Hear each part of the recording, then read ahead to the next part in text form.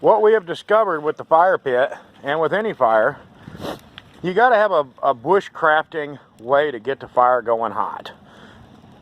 Marshall has created a good way with his DeWalt blower. Say hi, Marshall. Hello. He's got an 18-volt battery on it. You can see how the fire's it's going good. But really watch this thing. Go ahead, Marshall.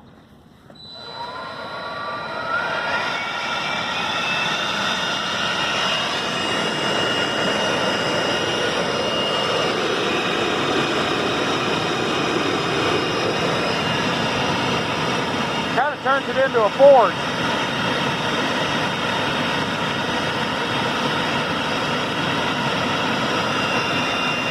But it was 2 matches that did this with lighter pine and just good oak. And we've got some, what's the other wood?